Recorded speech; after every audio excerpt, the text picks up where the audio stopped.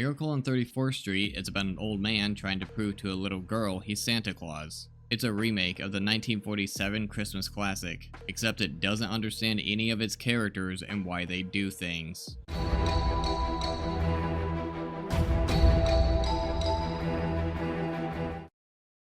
It starts off with Kris Kringle waiting at a stoplight with this kid who thinks he's Santa Claus. I am. Then it goes to Doris setting up for this Kohl's Thanksgiving parade, because Macy's wanted nothing to do with this remake.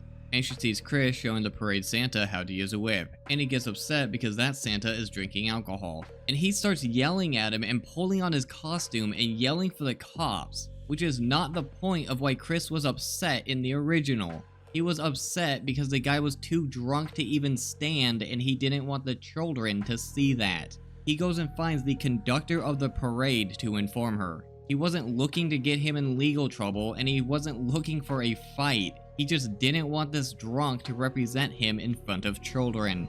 How did the writers not understand this? But the drunk guy wins for some reason and breaks the sleigh float. This guy should be dead.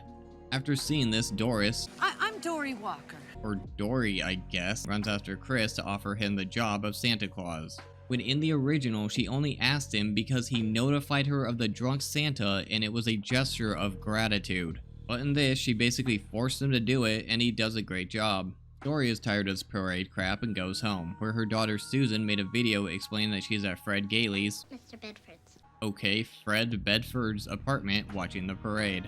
Susan and Fred, Brian. what the hell? Susan and Brian, what is with these name changes, are discussing how Susan knows Santa isn't real, and they act like it's this sad, terrible thing and that Susan is deprived because of it, when it doesn't need to be. The reason for Susan not believing in Santa was to show that her mother is a very matter-of-fact person who doesn't believe you should lie to children for any reason. It's not bad or sad or anything, it's just the way Doris chose to raise her daughter. How is that so hard to understand? Anyway, Kris sees Susan in the window and has whatever this is. The CEO of Macy's rival Lamberg's, who looks like a war general, sees the crowd and tells this guy, who looks like an assassin, what are they doing to come up with this free giveaway to take business from Kohl's? Are they trying to make him a villain or something? Anyway, back at Doris' apartment, her, Susan, and Brian are having Thanksgiving dinner, and Brian says a prayer to foreshadow something later that further shows how this movie doesn't understand the original. Kris Kringle starts work at Kohl's now, and everyone is going there and not their rival, Shoppers Express. In this, Kris does the whole send people to other stores for toys, except it's because they're cheaper at other stores and not that Kohl's doesn't have them. Which is fine, but wouldn't they have some price matching program? Apparently not, because this woman speaks to the store manager and is pissed about how much more expensive things are at Kohl's. Even though this part was supposed to be about Christmas spirit and appreciating what others do for you, not about yelling at people for doing things you don't like. And she does the whole I'm a Kohl's shopper now thing, except it doesn't work here. Did the writers understand the original at all?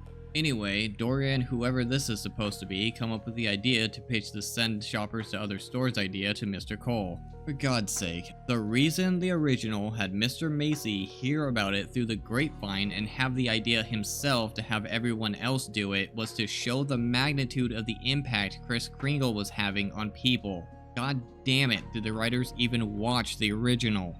And this guy uses a house that Dory wants to buy as a way to convince her to tell Mr. Cole their idea. Except the whole point, you know what, we'll cover that later. Surprise, surprise, Godfather here likes the idea. This movie, which pisses Lamberg off and he wants something done about it.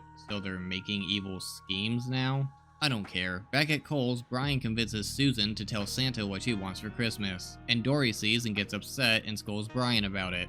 So Dory gets his employment file to see who he is. Kohl's saw he put his name as Kris Kringle, didn't put his date of birth, put his birthplace as the North Pole, and named his next of kin as Santa's reindeer, except the prick forgot Rudolph, and thought, yeah, this is a good guy to hire.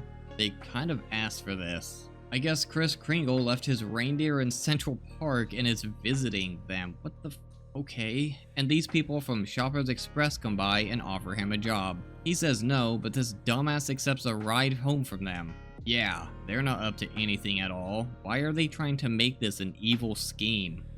How does one guy get to every house around the world in one night. But you see, if you could slow time down, well, you could manage it quite easily, couldn't you? Mind you, I remember before, well, 100 years ago, I could manage to deliver all my goods and have enough time left over for a round of golf with the Easter Bunny. So the Easter Bunny is real now? What? Chris isn't supposed to be magic or delusional. If you're going to make a remake of something, at least understand the original.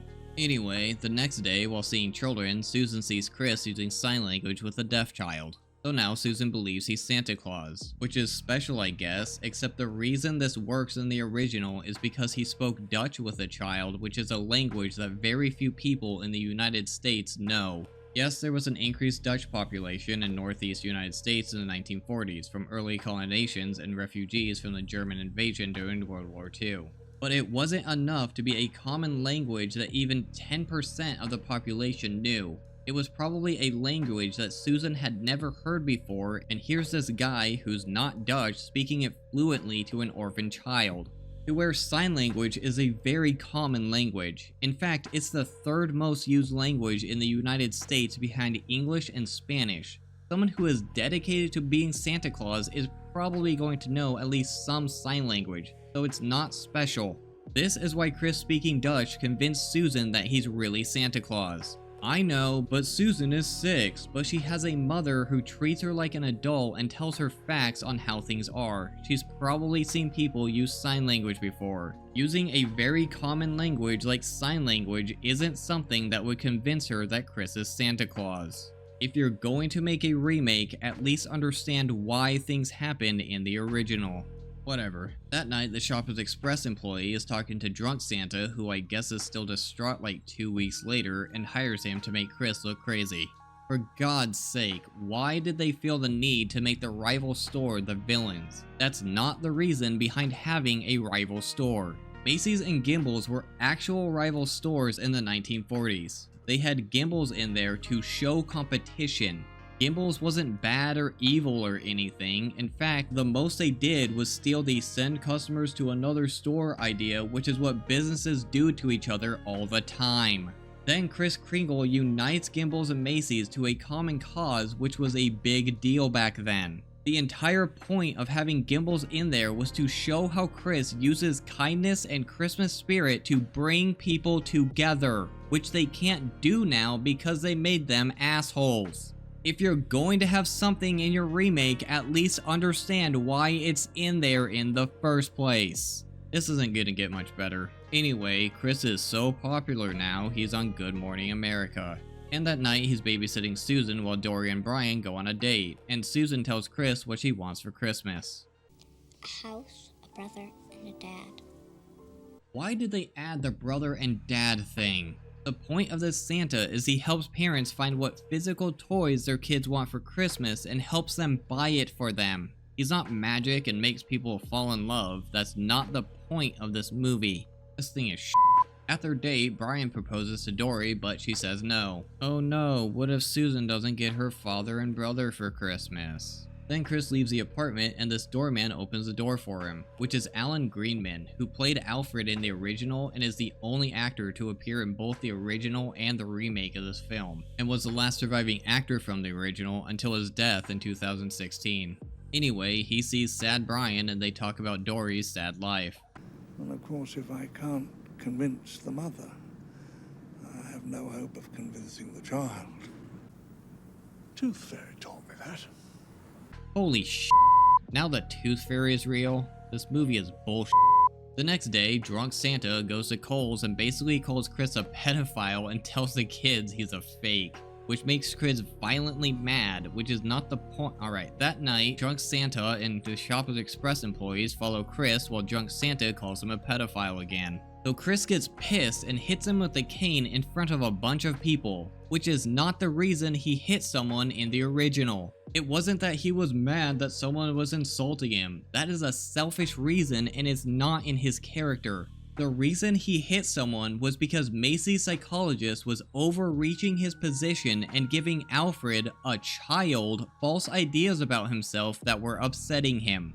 It wasn't anger about a personal thing, it was anger about someone manipulating a child and making him feel bad about himself for wanting to do a good thing. If you're going to have characters in a remake do similar actions, at least understand why those characters do those actions. I'm not saying if you're gonna make a remake it has to be exactly like the original, but it has to at least understand the original. So Chris gets arrested and put in a mental hospital. This movie is frustrating to watch. I don't know if they thought they were improving on the story, just wanted to do something different, or what, but these changes either destroy what made the story work or completely changes who the characters are as a person. I have no idea why they chose to change Fred Gailey's name, but ironically, he's one of the closer ones to the original character. He believes in Christmas spirit and wants to help Susan see the lighter side of things, but they didn't have to make it this sad thing that she didn't believe in Santa Claus. Speaking of which, they completely butchered Kris Kringle's character. He is the joyful, loving character from the original until things don't go his way. Then he either goes on a tirade or gets into a fight. The thing that made Chris special was that he was always that joyful, loving character even when things were not going his way. I don't know how they misunderstood basic elements of the original storyline, like why it was so special that Chris could speak Dutch to a refugee child, or the importance of having a rival store in order to show Chris's ability to bring people together. At least the acting is okay. Richard Attenborough is pretty good as Kris Kringle. He can convincingly do the whole Jolly Santa act, but he seems kind of cartoony and over the top when Chris gets upset or violent. Mara Wilson is okay as Susan Walker. She's alright at acting as a child that seems more mature than her age, but there are times when she seems to be having trouble showing excitement. I genuinely don't understand how you can make a remake and completely misunderstand or misinterpret every character and why they do certain things, or why certain elements are in the movie in the first place and why they work. Not that the second half is gonna get any better. If you want to see an uncensored version of this video, or any of my other videos, check out my Patreon. If not, I appreciate you watching my video here too. Don't forget to do the YouTube stuff, and thanks for watching.